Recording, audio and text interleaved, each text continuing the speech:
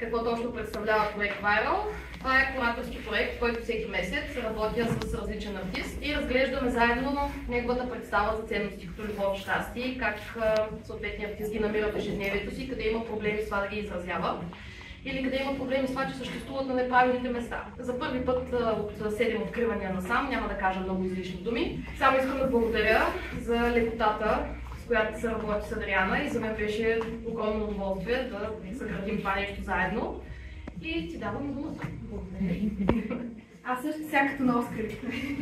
Ще благодаря много на Ирина, защото тя ми даде една възможност да стъпя на една повърхност, която много давно исках да разгледам, да помисля върху нея. Първо, не случайно избрахме 3 марта датата, на която да се случи този проект. Усещането за щастие в България е някакъв особено явление.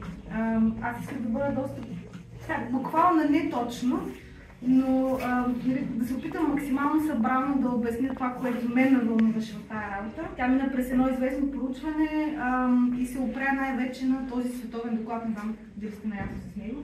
Световният доклад за измерване на индекса на щастието. Това нещо се прави в порядка на 10 години.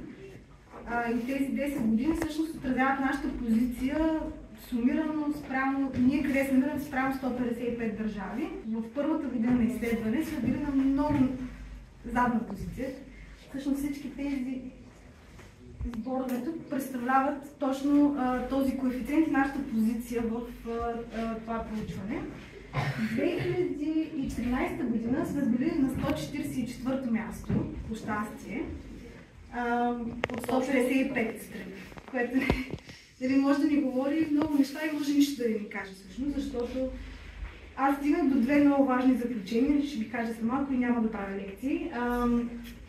Хубавото в цялото нещо е, че последната година, миналата година сме били на 77 място.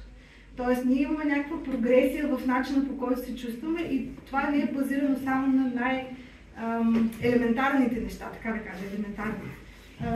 Не да ги подценявам, а т.е. като нещо супер сумарно.